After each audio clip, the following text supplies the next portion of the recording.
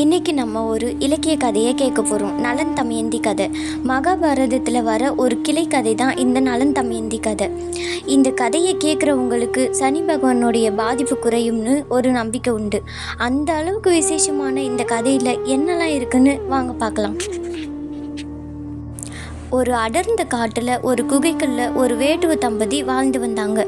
அந்த வேடவன் பெயர் ஆகுகன், மனைவி பெயர் ஆகுகி. 2 பேரும் ஒருவர் மேல் ஒருவர் அன்பும் பரஸ்பர காதலும் உள்ள தம்பதி.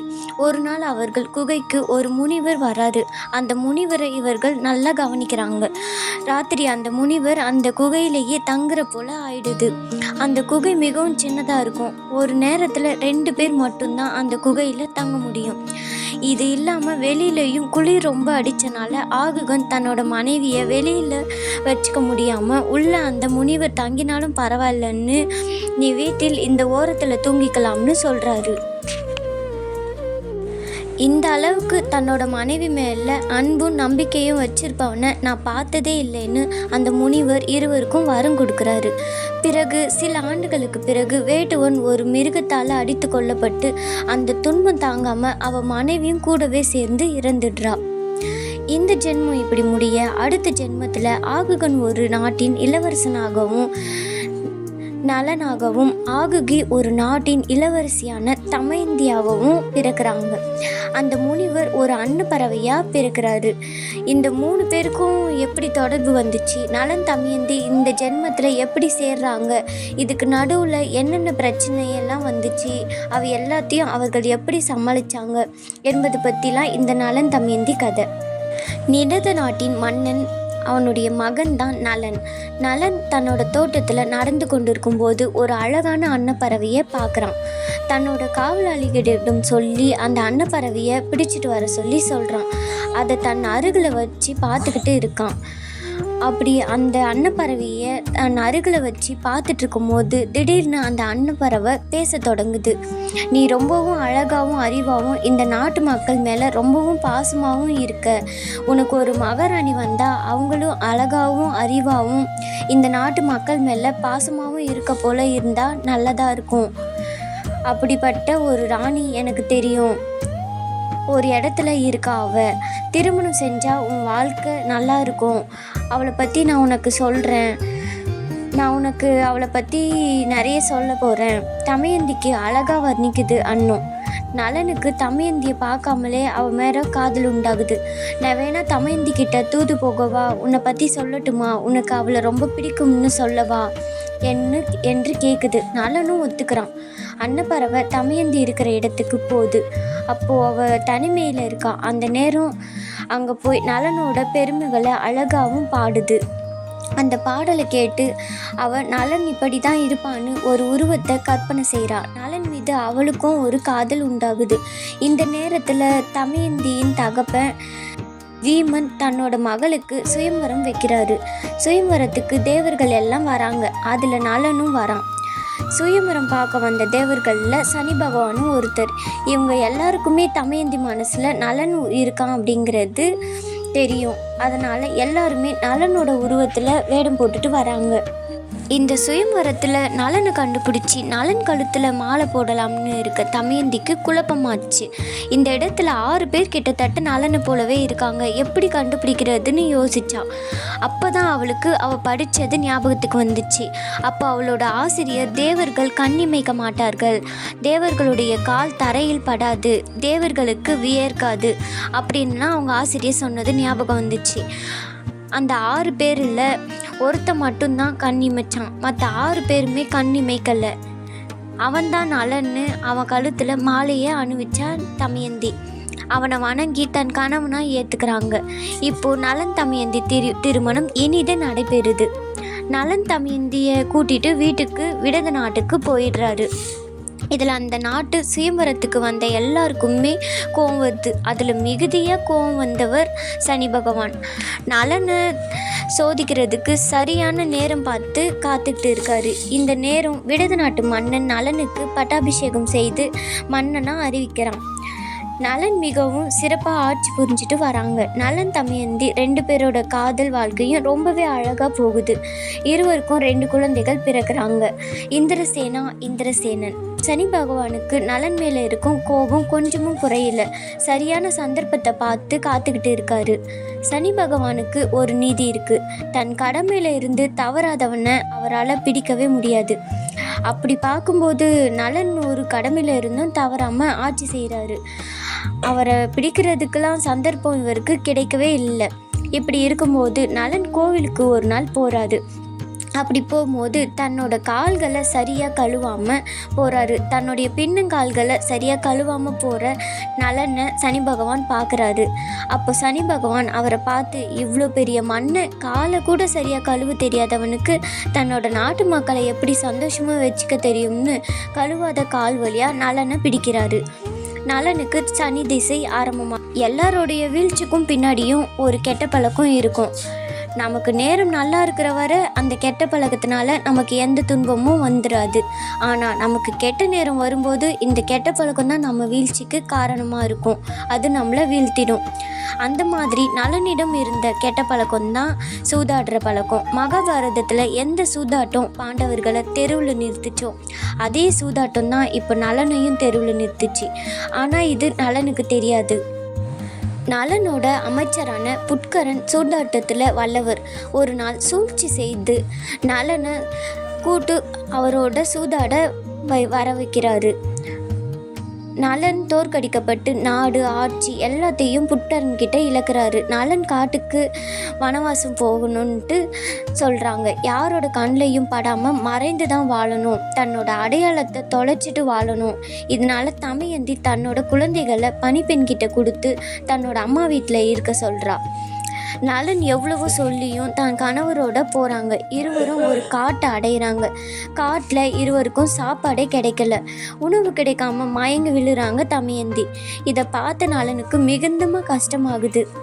நம்மளை நம்பி வந்த பொண்ணு தன்னால் இவ்வளோ கஷ்டப்படுறாங்களே. தன்னோட அப்பா வீட்டுக்கு போக சொல்லியும் அவர் தமயந்திக்கிட்ட எவ்வளவோ சொல்லியும் அவங்க அப்பா வீட்டுக்கு போகிறதுக்கு தமயந்தி தயாராக இல்லை. பிடிவாதமாக நலன் கூடவே தான் இருந்தாங்க. சில நாட்கள் போகுது. அப்படி இருக்கும்போது தமயந்தி நல்ல உறக்கத்தில் இருக்கும்போது நலன் அவங்கள அங்கேயே விட்டுட்டு போகிறாரு. இப்படி விட்டுட்டு போகிறதுக்கு காரணம் தமயந்தி இப்படி தனியாக இருந்தால் அவள் எப்படியோ அவங்க அப்பா வீட்டை தேடி போயிடுவான்னு தான் இப்படி விட்டுட்டு போகிறாரு. தமயந்தி கண் முழிச்சு பார்க்குறாங்க. தன்னை ஒரு மலைப்பாம்பு சுற்றிக்கிட்டு இருக்கு. தன் கணவனை அழைக்கிறாங்க. அவர் வரவே இல்லை. பயந்து போன தமயந்தி யாராச்சும் உதவிக்கு வரமாட்டாங்களான்னு சொல்லி பார்த்துட்டு இருக்காங்க. அப்போ ஒரு வேடன் காப்பாற்றுறான். அவனுக்கு தமயந்தி மேலே ஆசை வருது. தமயந்தியை அடைய துரத்தி ஓடுறான்.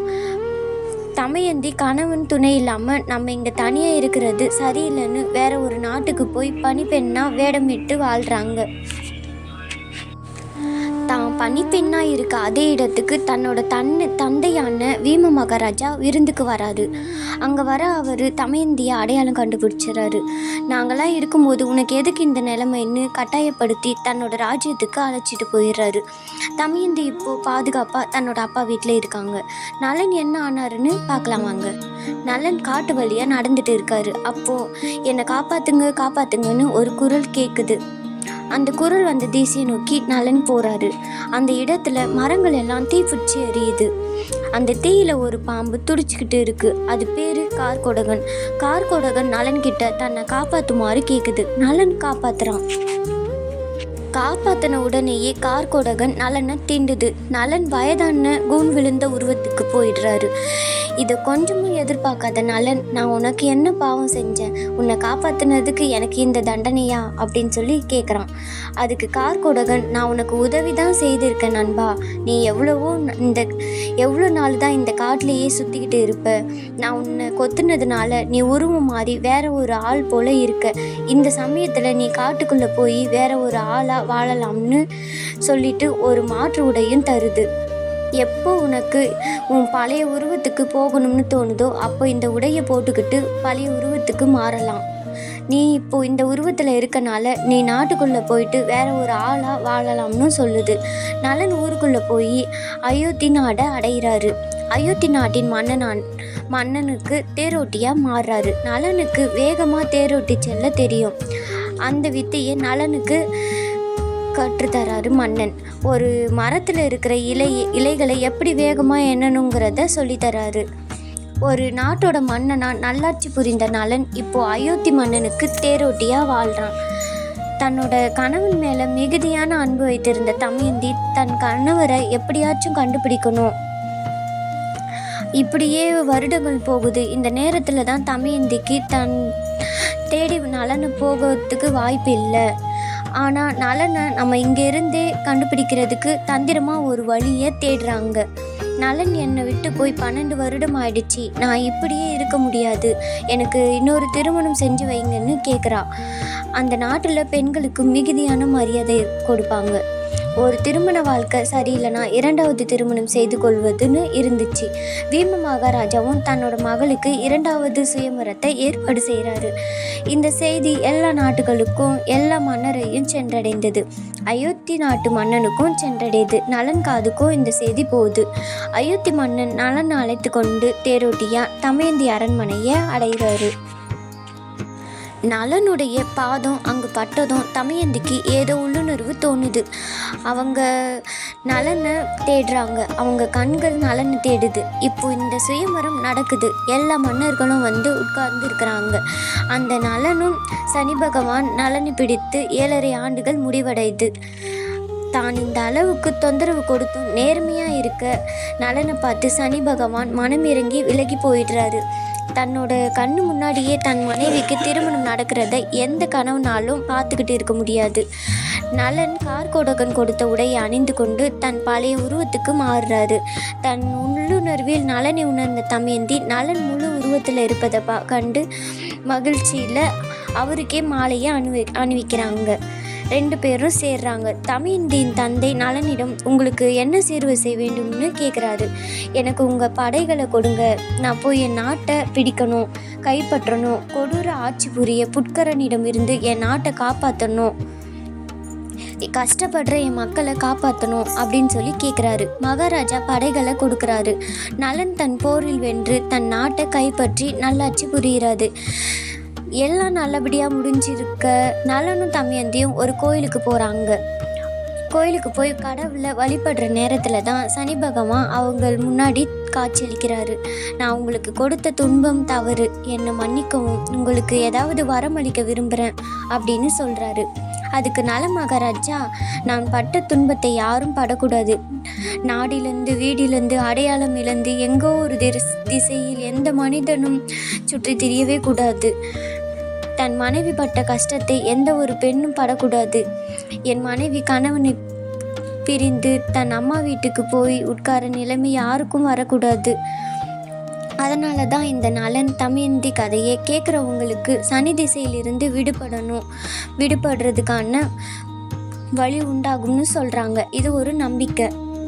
இதனால தான் சனி திசை நடக்கும்போது இந்த நல தமயந்தி கதையை சொல்லணும், கேட்கும்போது அது எல்லாமே பிரச்சனை எல்லாமே ஒரு முடிவுக்கு வரும், சரியாகும்னு சொல்லிட்டு ஒரு நம்பிக்கையும் சொல்லப்படுது. இப்படி சனி திசையால் கஷ்டப்படுறவங்க எல்லாம் அதில் இருந்து விடுபட்டு நல்லபடியாக வாழணும்னு இறைவனை பார்த்துக்கிட்டு இந்த கதையை முடிக்கிறேன்.